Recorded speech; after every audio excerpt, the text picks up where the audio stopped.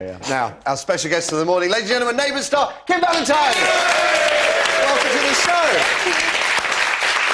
Even lovelier in real life, I have to say. Now, most of you, or in fact all of you, should know Kym as Ramsay Street's teacher, Libby Kennedy, who's been put through the mill these past 15 years, from almost dying in childbirth to losing her husband when he fell off a horse. And then there was that affair with one of her pupils. Is your real life half as much fun? Oh, far worse. Far worse. It's, yeah. Well, in fact, we were talking, we'll get on to that in just a moment. Right. There's definitely some real-life scare stories. Bit of drama. Now, she recently took a break from the soap after being struck down with pneumonia in real life. So what happened there? Yeah, I had pneumonia. I didn't realise I had pneumonia and my right lung collapsed. Because I rather foolishly assumed that pneumonia was a disease of the elderly. No, really. there's this strain that's attacking people of all ages, and actually people are dying from it. So I was very, very lucky. So what happened? When did you know you had it? I didn't know it until I was in hospital. And I was about ready to leave the hospital and I thought I was fine. I called my girlfriend and said, can you come pick me up? Because I don't have family in Melbourne, so I called my girlfriend and I said, come pick me up. Yeah, I'm at hospital. I've got the flu or something. I'll get some antibiotics and, you know, I'll be right. And the doctor said, no, I don't think so. You have pneumonia, your right lung has collapsed, you've been on an international flight, you're over 30, you smoke. I did smoke at the time. He said, if you don't have a blood clot, we will be very surprised. We're rushing you upstairs for an emergency MRI. And then it turned into an episode of House where there was all this kind of drama and I was kind of stuck in the middle of it there by myself going, oh dear. So I kind of didn't know, you know, as a 31-year-old mother myself, I was like, oh.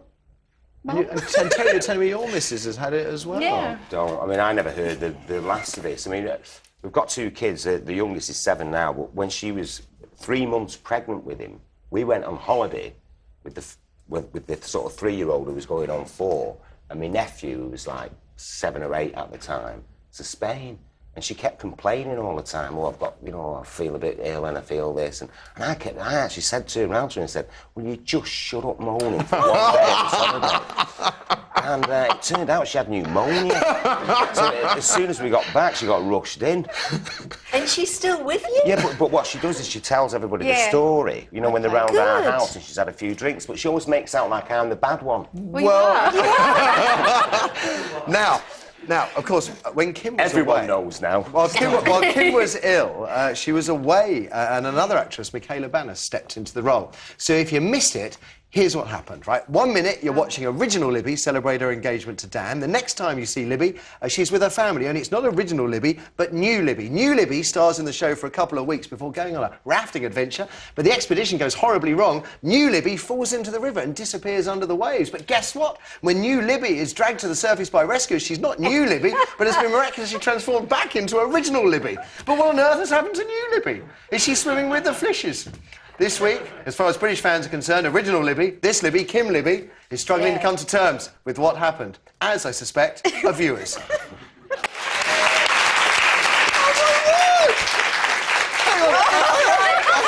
my God!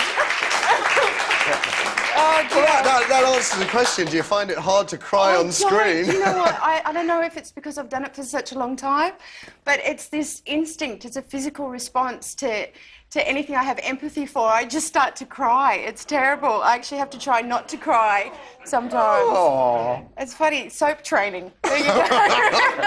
So do you think anyone noticed that you changed? Well, clearly Mum and Dad didn't. It is bizarre, isn't it? Mum and Dad didn't notice. It's a bit depressing, isn't it? Now, we have a question from our audience, Eric. We do indeed. So next to me is Jeff. Hi, Jeff. So what's your question for Kym? I just wondered what it's like growing up on screen. Well, I don't, how old since I were you was when you were in it? 17. I was 17 when I started, so I don't really know any different. This is kind of my life. I've just grown up on the telly, but I guess it's a little bit embarrassing that age, you know, from 17 into a young woman, having everybody see it, you know. In life it's hard enough as it is finding your feet as a young woman, and doing it in front of millions of people, all those hairstyles and all those different fashion trends, it's a little bit embarrassing, but what do you do? I don't know any different, it's just my world. Because you've got a daughter, haven't you? I do, Would you, 5-year-old. ever recommend the idea of going on the stage or onto TV? Look, if she wants to, I'll help her with it. I'll encourage her to finish her studies first, but if she wants to do it, I'll help her do it. But at the moment, she finds other things far more entertaining than television. For her, it's, every day. Because one of the things I'm interested in is that just about every Neighbours star, with the exception of Ian Smith, who's been on this show, has launched a pop career. So when are you doing yours? Well, he had a song. Did he? And he did, didn't he? Yeah. He did, but it was a bit more of, something funny. Yeah. That was pretty cool.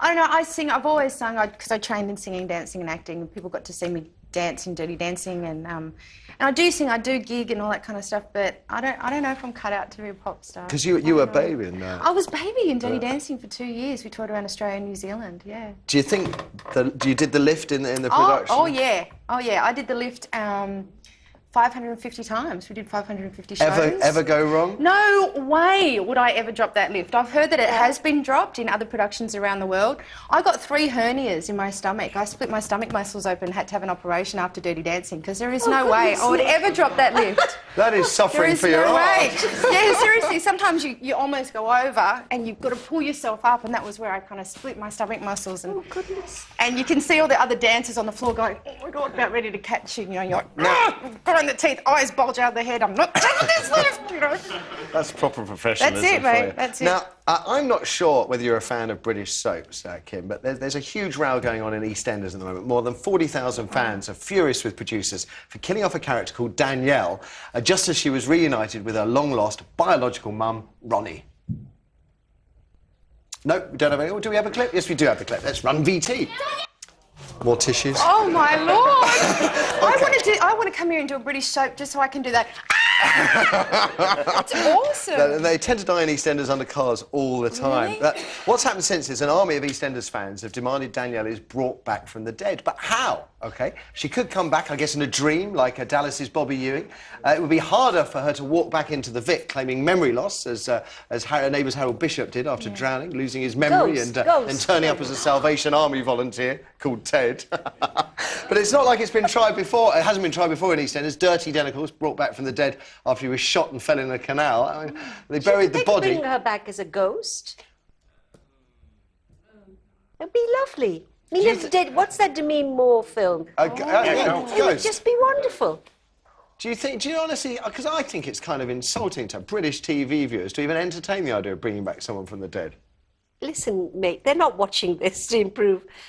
Could find out that she wasn't really a daughter, couldn't they? And then, so then But it wouldn't she's matter. dead. She's dead. She can only come back how'd you as get a over that? ghost. And then you get a real daughter comes back. It looks like her. Yeah. It needs cheering up, EastEnders. Let's face it. There was a story about a girl in a coma, and they thought it was one girl, and it turned out to be her friend. So we could do that. I think a ghost. I think And, people or have an angel. Anything's possible. I mean, the Bobby Ewing thing, I've never got over that. I just thought it was an insult to TV viewers, really. I think it's very scary for the writers of EastEnders, especially if the people who are complaining have ever seen the film Misery. You know? Because they'll be locking them up, bring them Yeah, back they to do life. nothing else but fight. But Rewrite anyway, listen, we all watch soaps, not to engage our intelligence, but to engage our emotions. So that's what we feed. Is that true? Is that Kym? Well, clearly, with me, I can't watch anything without crying. Why do you think the Brits are so into Neighbours? I mean, it's such an amazing association. Yeah, I They know. really are addicted that to we're it. very grateful for. Very grateful for. I don't know, I think maybe it represents an idealistic lifestyle that you guys like to see. You know, Because it's it's sunny different, it's and- sunny, it's bright, everything works out at the end of the episode, you know. But they're all fighting all the time. Are we? Yeah, you are quite a lot. Yeah. So, but see what I can do it about is. I think, I think the women are very pretty. The men are pretty too. Have you seen some of our boys? That's true. Harold I think Bishop. it's that. Oh, look at mine, mate. Yes. We'll have one more question from our audience, please, Eric. OK, well, next means Liv. So this is a question about EastEnders and Danielle, isn't it? Yeah. Why don't they invent new characters instead of bringing back old ones all the time? Why do you think? I don't know. There we go. That's a good question. Right, I think we'll move on and tell you what's happening on today's show instead. Right, after the ads, Kym's going to be taking us through this morning's headlines.